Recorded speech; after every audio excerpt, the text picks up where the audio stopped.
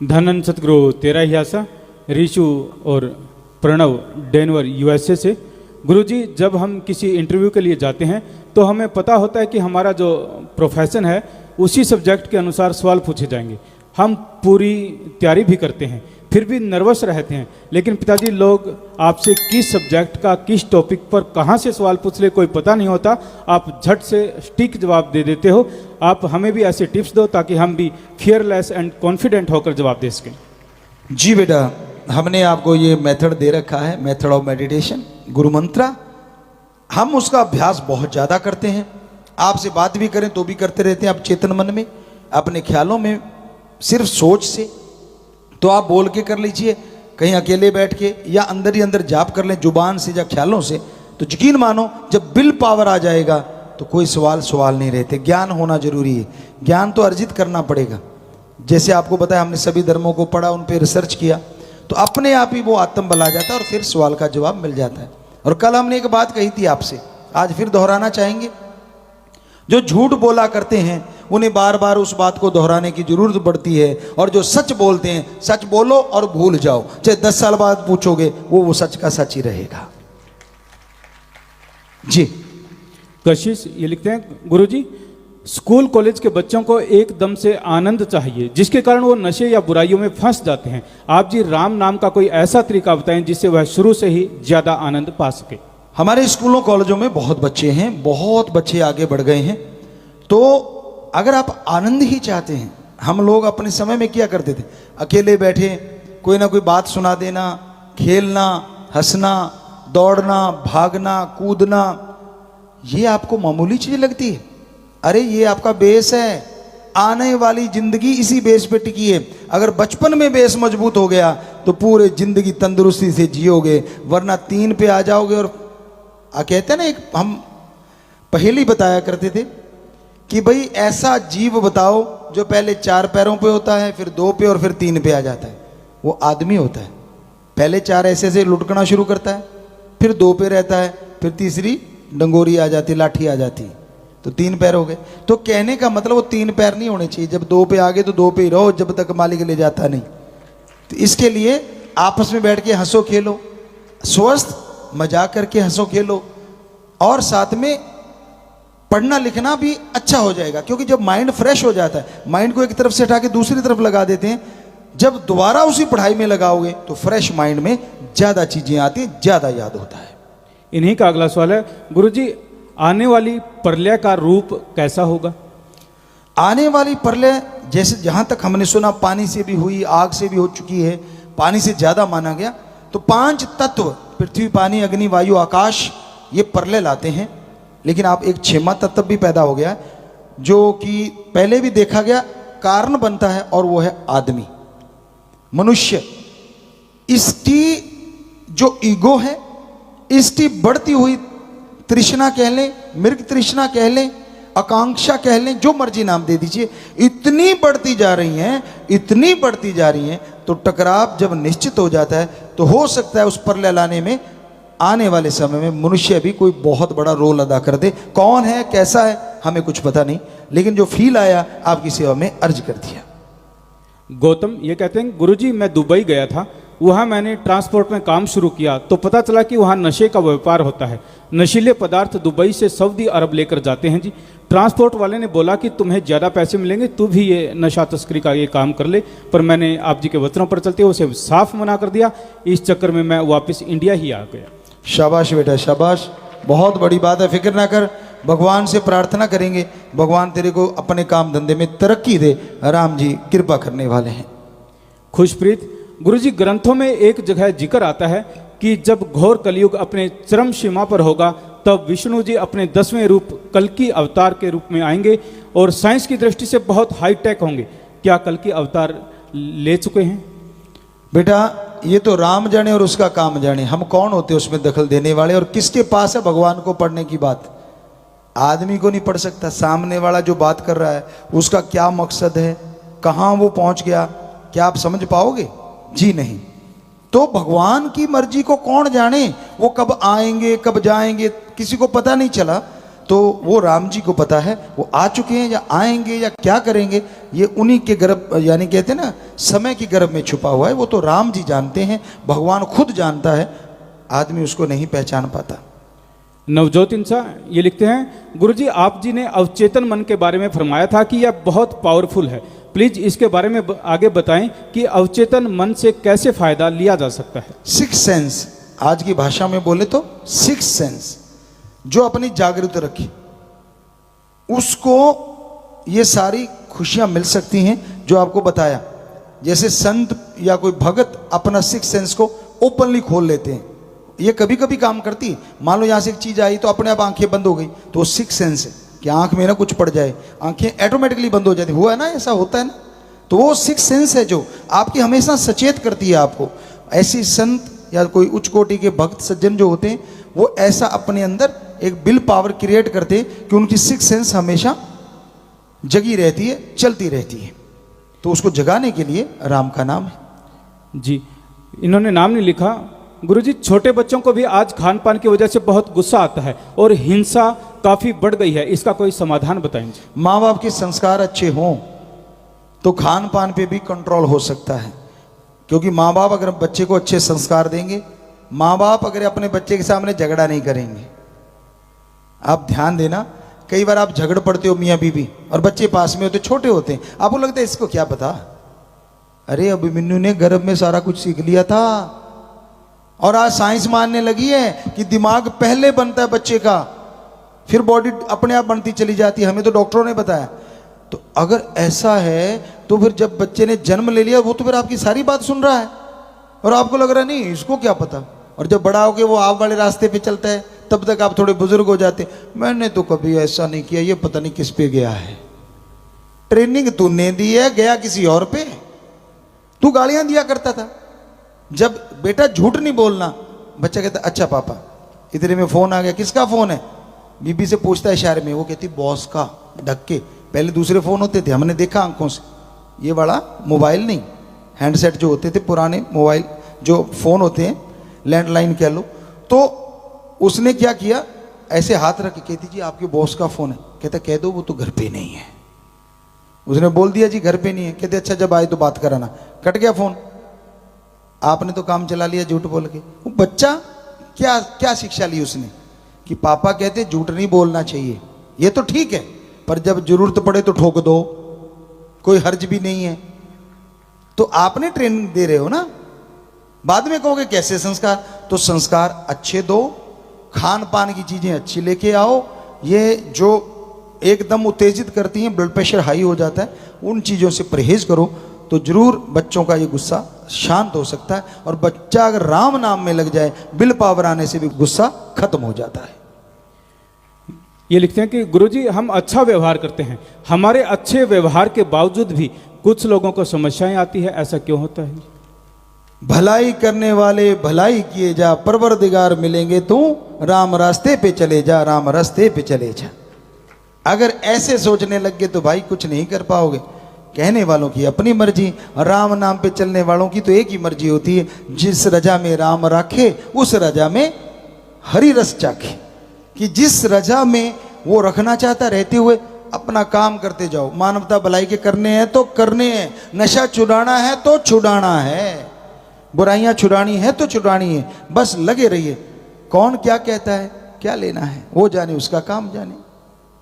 परी और संजू हिसार से ये लिखते हैं कि गुरुजी नाम चर्चा घर में सेवा के दौरान हम जो भोजन करते हैं वो लंगर होता है या फिर साधारण खाना होता है? साधारण खाना नहीं होता। जहाँ राम नाम की चर्चा होती है वहाँ हमेशा उसको लंगर, लंगर का मतलब होता है कि जहाँ भक्ति की भावनाएं शामिल हों उसको लंगर कहा जाता है। तो वहाँ इस बड़ी सत्संग कोई संत पीर फकीर करता है, वो उतने ही पावरफुल जो मस्ताना जी के वचन है वो होते हैं। अदरवाइज लंगर तो लंगर ही होता है, लेकिन फर्क इतना ही होता है कि वो एक नाम चर्चा की गई तो उसका असर उतना, सत्संग हो गई तो वो राम नाम की चर्चा होगी, वहाँ का जो लंगर है वो और ज़्यादा फलदायक होता है।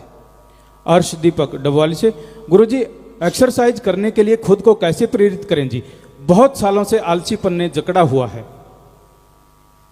हाँ बेटा, उठना तो तेरे को पड़ेगा। ऐसे कर, टाइम पीस अलार्म का लगाता है वो अपने चारपाई से 15-20 फुट दूर रख दे, और अलार्म भी कड़ाके वाला होना चाहिए। तो वहां तक उठ के जाएगा फिर तो है ठीक, और अगर बिस्तर के किनारे है तो ट्रक करके हाथ मारा और फिर खुराटा मारा, फिर मुश्किल है। तो ये छोटी छोटी तरीके हैं कि थोड़ा दूर रखो अलार्म को, उठ के जाना पड़े, उठते ही पानी पियो और पानी को हाथों पे लगा के दोनों आंखों पे लगा लो, तो आड़ से उड़ जाएगा, नींद खुल जाएगी। उसके बाद चलना तो आपको पड़ेगा ना बेटा, पड़ोसी आके तो लेके नहीं जाएगा। अब आप फ्रेश हो लिए, थोड़े ठीक हो गए तो फिर घूमिए।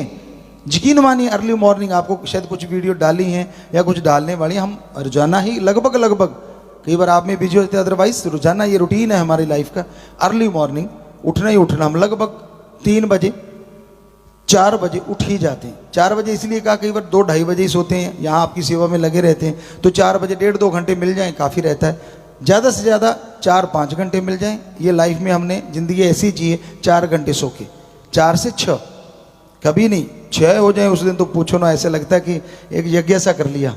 अदरवाइज तो ये आपके सामने है, आप तो देखते हो, सेवादार तो डेली की बात है, कोई नई बात तो है नहीं। तो आप क्या अपने शरीर के लिए एक आधा घंटा भी नहीं निकाल सकते? 21 दिन जैसे तैसे मुश्किल में तंग होके आप एक्सरसाइज करते रहो। 22वें दिन वो 21 दिन की गई एक्सरसाइज आपको सोने नहीं देगी, बेचैनी लगा देगी कि चल उठ उठ उठ घूमने चल चल चल चल। 21 दिन तो आप जोर लगाओ, फिर एक्सरसाइज भी साथ देगी। तो बाकी मर्जी आपकी भाई, मानना ना मानना मर्जी के मालिक। हरिद्या ये लिखते हैं कि गुरुजी मैंने नाम लिया हुआ है पर एग और नॉन वेज खाने का बहुत मन करता है, इससे कैसे छुटकारा पाऊं? बेटा सोचा कर, जिनको काट के तू खाता है उनके अंदर भी मांस है, क्या तू अपने शरीर का टुकड़ा काट के खा सकता है? क्यों नहीं खाएगा? कारण दर्द होता है। तो जिनके तू काट के खाता है या खाने के तेरा दिल करता है, क्या उनके मरहम पट्टी होगी जब छुरी चलाएगा? तेरे दर्द होता है बेटा जी, दर्द उनके भी होता है। तेरी फैमिली है तो फैमिली उन पक्षियों की, उन जानवरों की भी होती है, पर वो बेचारे उस सीमा में बंधे हुए हैं, उनका माइंड ही उतना है, आकाश तत्व नाम मात्र है, इसलिए वो सोच नहीं पाते। तो बेटा ये चीज़ों को छोड़ो, राम का नाम जप के खाने की बहुत सारी चीज़ें, सोयाबीन है उस जैसी बन सकती है, अगर आपको ज़्यादा ललक है तो उसकी सब्जियां ऐसी ऐसी बन जाती हैं कि आप पहचान ही नहीं पाते। और प्योर वेजिटेरियन का वेजिटेरियन, और साथ में प्रोटीन कई गुना ज़्यादा। अंजलि राणा, गुरुजी फिश ऑयल को वेज मानते हैं क्योंकि फिश को मारते नहीं, कहते हैं कि ऑयल के लिए इंजेक्शन से उनका ऑयल निकालते हैं, मार्गदर्शन करें जी। बेटा हम डॉक्टर से पूछ सकते हैं, क्या वो उसका ऑयल फिश के काम नहीं आता? क्या ऑयल निकालने के बाद फिश 100% वैसी रहती है? क्योंकि ऐसे तो आप ही ब्लड डोनेट करते हैं। अगर आपका 7वें दिन पूरा हो जाता है तो अगर उस मछली का, फिश का जो ऑयल है, आप कह रहे हो कि वो इंजेक्शन से निकालते हैं, क्योंकि हम इस तह तक पहुंचे नहीं हैं, इस बारे में प्रयोग नहीं किया। हालांकि हम बहुत विज्ञान को मानते हैं, बहुत सारा नॉलेज है, लेकिन ये चीज़ हमने प्रैक्टिकली नहीं देखी ना करी। तो कोई भी डॉक्टर साहबान या कोई ऐसा साइंटिस्ट, जैसे न्यूजीलैंड से एक बच्चा हमें बताया करता है, अगर उनके नॉलेज में हो कि वो मछली को 5-7 दिन में वैसे ही ठीक हो जाती है वो ऑयल लेने के बाद, तो कोई हर्ज नहीं। अगर उस मछली पे उसका विपरीत प्रभाव पड़ रहा है तो फिर आपने बहुत बड़ा गुनाह कर लिया। अमनदीप ये लिखते हैं कि गुरुजी पढ़े लिखे लोगों को हालांकि पता होता है कि नशा बर्बादी का घर है और डॉक्टर्स भी बहुत नशा करने लगे हैं, कोई हल बताएं जी। भाई पढ़ लिख गए और फिर कड़ गए तो उसके बाद तो हल तो बड़ा मुश्किल होता है ऐसे लोगों के लिए, क्योंकि वो कह देते हैं हम तो ml थोड़ा छोटा सा पैक मारते हैं रात को सोते टाइम, थोड़ा सा बस 2-3 पैक मारते हैं, इससे आगे नहीं बढ़ते। कोई कहता नहीं नहीं हम यार दोस्त बैठ के मारते, कोई कहता नहीं नहीं मैं तो घर में अकेला बैठ के पीता हूँ। तो बहुत करोड़ों लोगों में हमें जिनका नशा छुड़वाया ऐसे बोलते हैं। और शुरुआत में वो छोटा छोटा पैक मारने वालों के बच्चे भी कहीं ना कहीं सामने तो चुप के शुरू हो जाते हैं। और आप कभी भी देख लो ना, स्पिरिट वगैरह है वो अगर आप पियोगे तो क्या होगा, जख्म को जब इतना जला देता है तो आंतड़ियां तो बहुत नाजुक है, अंदर अल्कोहल अंदर जाएगा, ये कैसे पॉसिबल है कि उनको तंदुरुस्त कर देगा। बाकी डॉक्टर साहबानों से पूछेंगे भी, हम यहाँ बैठे होंगे, सेवा पे आते हैं हमेशा, क्योंकि यहाँ बीमारी का इलाज फ्री होता है। तो अगर वाकई अल्कोहल पीने से आंतड़ियों का भला होता है फिर तो बात अलग है, हमारे ख्याल से तो 100% नुकसान ही होता है। तो ये चुपके ये शरेआम छोड़ दो तो अच्छी बात है, धर्म तो कहते हैं किसी धर्म में जगह ही नहीं है कि किसी भी तरह का नशा नहीं करना चाहिए। हिंदू, मुस्लिम, सिख, ईसाई, ये तो हमने पढ़े हैं, इनमें तो कहीं जिक्र नहीं। बाकी आप जिक्र करवा दो अपने हाथ से लिख के तो बात अलग है। पवित्र जो पुरातन हमारे प्राचीन ग्रंथ हैं कहीं जिक्र नहीं है, बल्कि रोका गया है कि ये नहीं। कई लोग कह देते जी वो इंद्रदेव पीते हैं, उसका नाम यहाँ भी धर देते हैं, उसका नाम सोमरस। हम शराब नहीं, सोमरस पी रहे हैं। सोमरस का पता है कितना टाइम लगता है? अमृत को बोला गया एक तरह से, और ये आपका सोमरस। थोड़ा सा ज्यादा पी लो, कुत्ते मुंह ना चाटे तो कह देना, निकल जाता सारा सामान ऊपर से।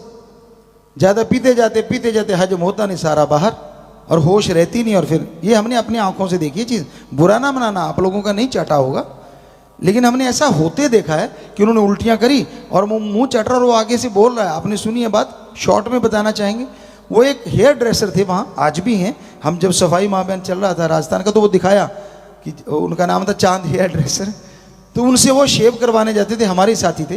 तो नशे में धुत हो लिए, कुत्ते ने अपना काम कर दिया, हम भाग के गए, यार ये तो वही बैठा है गिरा हुआ है जो कहता था हम स्टैंडर्ड के लोग हैं, बड़ी महंगी शराब, मतलब 85-86 की बात होगी। और वो कह रहे थे कि जी हमारी जो बोतल आती है, पता नहीं उस टाइम के अकॉर्डिंग 5,000 से 10,000 की बोतल पीते हम। ये थोड़ी आपके गांव वाले हम वो रूढ़ी वाली पीते हैं या कुरड़ी वाली पीते हैं, हम वो नहीं पीते, हम तो स्टैंडर्ड। उस दिन स्टैंडर्ड बाहर आया पड़ा, जब हम पास गए, कुत्ता मुंह चाट रहा है। और वो सज्जन क्या कर रहे हैं वो भी सुनो। वो चांद हेयर ड्रेसर के एक नाई सज्जन थे, उनका नाम लेके बोल रहे हैं, आगे तो तेरा उस तरह बहुत कटकुट लगाता था, आज बड़ा स्मूथ चल रहा है। और कुत्ते की जीभ तो स्मूथ चलेगी भाई। हमने उसको हिलाया करा, हमने यार क्या कह रहा है, ये तो कुत्ता है। कहते यार हमें देख के बोला, वो टूटी फूटी भाषा में, हम वो एक्टिंग नहीं करना चाहेंगे। तो उसने टूटी फूटी भाषा में कहता, तू तो कभी किसी को बुरा ही नहीं बोलता, आज मेरे नाई को कुत्ता क्यों कह रहा है? हमने पानी के मारे छिंटे उसको बैठा किया। हमने कहा तू ही गड़बड़ है। कहता क्यों? हमने कहा वो जा रहा तेरा नाई, तू क्या कहेगा उसे? कहता अच्छा, इतनी देर कुत्ता ही मुंह चाट गया। तो मतलब हो जाता है सबके। कई बार स्टैंडर्ड बाहर भी ला देती है, ये दोनों चीजें अंदर रहती, ये स्टैंडर्ड वाली अंदर गई, स्टैंडर्ड बाहर। फिर भी आप कंट्रोल किए हुए हैं, तो ये आपकी हिम्मत है। पर हमें लगता है हिम्मत कभी ना कभी हार जाता है बंदा। उससे पूछा, तू तो हमेशा शिक्षा देता था, बड़े सज्जन थे। कहता है यार क्या करूं, आज मेरी प्रमोशन हुई थी, पहले ही बहुत बड़े थे वो, उनकी और प्रमोशन, यार दोस्तों ने पार्टी रख दी। कहता है जोश सा आ गया, रोज घर में बैठ के 2 पैग पीने वाले ने पूरी बोतल चढ़ा ली। और फिर कहता दोस्त कहते छोड़ाएं। कहता यार ऐसे मैं मतलब गैरत थी कि मैं बड़ा कुछ हूं, ऐसे मुझे छोड़ने जाएंगे, ये एटिकेट नहीं है। कहते मैं अकेला जाऊंगा। कहते बस यहां तक पता चला, बाद में तो लगा घर में सोया पड़ा हूं। तो भाई नशे बर्बादी का घर है हमारे अकॉर्डिंग, मानो ना मानो वो आपकी मर्जी, आपकी थ्योरियां अलग अलग है। जैसे अभी सोमरस और भी कोई ना नाम रखे होंगे अलग अलग पीने के लिए। एक छोटी सी बात और याद में आ गई, एक साइंटिस्ट था, बेचारे ने आके दिखाया कि देखो ये शराब है, थोड़ी सी शराब ले ली गिलास में, एक कीड़ा छोड़ा, वो कीड़ा मर गया उसमें। कहता पता चला कितनी खतरनाक है, कीड़े को मार दिया। वो शराबी बैठे थे सामने, कहते जी चल गया पता। कहते क्या पता चला? कहता इसको पीने से पेट के सारे कीड़े मर जाते हैं, रोक लो। कैसे कोई रोकेगा? तो भाई वो बात तो आपकी अपने तरीके से होगी, लेकिन इससे कीड़े मरते नहीं, पैदा तो चाहे हो जाए, अच्छे वाले जरूर मर जाते हैं जो बैक्टीरिया हमारे शरीर में होते हैं। जी विजय इंसा ये लिखते हैं, गुरुजी एक प्लेयर को कितने घंटे मिनिमम और मैक्सिमम नींद चाहिए? प्लेयर को 6 से 8 घंटे आज जरूरी मानते हैं, साइंस भी मानती है, क्योंकि पुरातन समय में ये माना गया था कि इतने तो टाइम जरूरी है। ब्रिज किशोर ये लिखते हैं, गुरुजी कभी कभी इंसान को उसकी इंसानियत ही अगर परेशानी का कारण बन जाए तो क्या करेंगे? आज तक ऐसा कभी नहीं हुआ कि इंसानियत कभी परेशानी का सबब बने। आपने टेंशन ले ली होगी, थोड़ी बहुत परेशानियां सच पे चलने वालों को और इंसानियत पे चलने वालों को हमेशा से आती रही हैं। अगर आप में वो हिम्मत नहीं झेलने की तो इंसानियत छोड़ोगे थोड़ा ना। इंसानियत को बुलंद रखो, यकीन मानो वो आई हुई बुराइयां हवा में उड़ जाएंगी और एक दिन जरूर उड़ जाएंगी। संजय सैनी, गुरुजी जितने भी नाम चर्चा घर या डेरे हैं ऑल इंडिया वर्ल्ड में, उनकी एक बुक विद नेम और फोटो होनी चाहिए। अच्छा सुझाव है आपका, जरूर जिम्मेदार नोट कर लेंगे कि एक किताब बनाई जाए विद फोटो, तो अच्छा है। वो बच्चों को कभी उधर जाने का मौका मिलता है तो वहाँ जा सकते हैं। बढ़िया बात कही है, लिख लेंगे, जिम्मेवार इनका काम है भाई।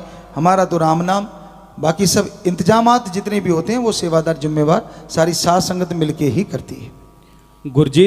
गुरुजी जैसे हम किसी इंस्टीट्यूट से स्टडी कर रहे हैं, लेकिन वहाँ पर कोई टीचर अगर कुछ गलत बोलता है आपके बारे में तो हमें बुरा लगता है, दुख भी होता है। ऐसी सिचुएशन में क्या करना चाहिए?